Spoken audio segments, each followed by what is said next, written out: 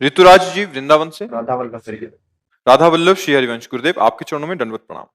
गुरुदेव भगवान, इस नाशवान शरीर को सर्दी, गर्मी, वर्षा, भूख, स्पर्श, चोट आदि लगना, इसका तनिक भी भान ना हो, इससे रहित कैसे हूं? एक इंजेक्शन लगा दिया जाए तो बेहोश हो जाओगे कि नहीं हो जाओगे? तो हुआ क्या? मन को चेतना रहित कर दिया गया इस शरीर से। तो जो एक इंजेक्शन में पावर आया, वो परमात्मा के द्वारा रची हुई औषधि है। तो उस परमात्मा में कितना पावर होगा जिसने ऐसी अनंत औषधियों की रचना की है। और अगर हम सावई मनः कृष्ण पदारविंदयो, अपने मन को प्रभु जगत गुरु श्री कृष्ण के चरणों में लगा दे और सतत उनका चिंतन करने लगे, तो चित्त की स्थिति कृष्णाकार होने के कारण देह के जितने भी विकार हैं वो उसको स्पर्श नहीं कर सकते। देह में व्याधियां आधियां आती हैं बड़े बड़े संतों के शरीर में, गर्मी, सर्दी, बरसात, ये सब प्रकृति जन्य है। वैसे जब नाम जप करोगे, भगवदाश्रित रहोगे, सत्संग सुनोगे, तो सहन करने की एक वृत्ति जागृत होगी, जिसे तितिक्षा कहते हैं। बिना प्रयास के आए हुए ताप को सह जाना तपस्वी कहा जाता है। जैसे गर्मी, सर्दी, बरसात, ये बाहरी काम, क्रोध, लोभ, मोह, मद, मत्सर, ये आंतरिक वेग, इन सबको जो सह जाता है वही महात्मा होता है। अर्थात वो ऐसी स्थिति को प्राप्त कर लेता है कि शरीर में पीड़ाएं हैं, शरीर में बहुत ही प्रतिकूलताएं हैं, लेकिन उसके ऊपर कोई फर्क नहीं पड़ता। अब ये शरीराभिमानी जीव कैसे समझ पाएगा?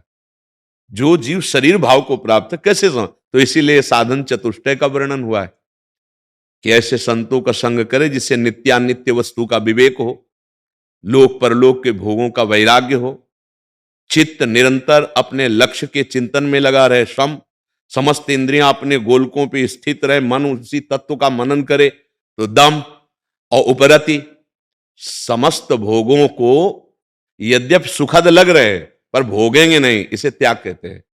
इनमें सुख है ही नहीं, इसे वैराग्य कहते हैं।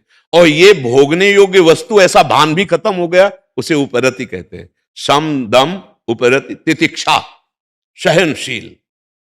सबसे बड़ा उपासक का गुण है तितिक्षा।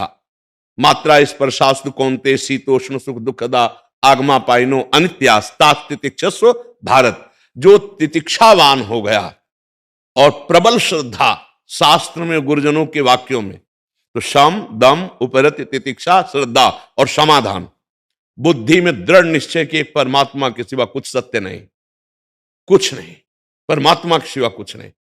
अब जब वो इस साधन पे चलेगा तो मुमुक्षता जागृत हो जाएगी। चौथा जो साधन है मुमुक्षता, और जहां मुमुक्षता जागृत हुई तो हर कष्ट उसके लिए अमृत बन जाएगा। हर कष्ट सहने के लिए एक खिलवाड़ हो जाता है।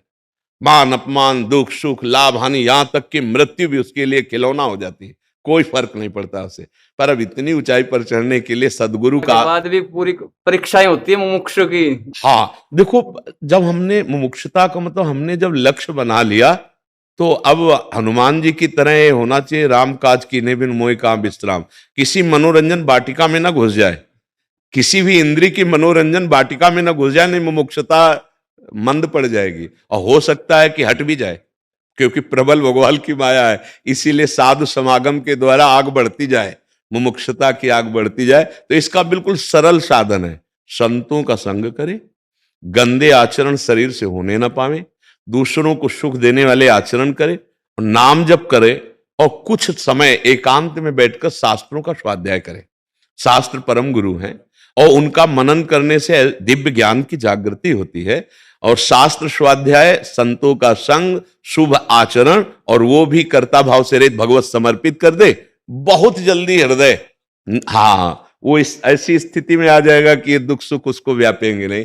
पर अभी बच्चा हो, हम आपको नमस्कार करते हैं कि आप इस अवस्था में ऐसी ऊंचाई पाना चाहते हो तो अवश्य ही, ये हमारे मानव जीवन की यही सबसे बड़ी संपत्ति है कि हम या तो मुक्त अवस्था को प्राप्त हो और या प्रेम अवस्था को प्राप्त हो। भगवत चरणारविंद में प्रेम भक्ति और स्वरूप बोध, यह मुक्तावस्था।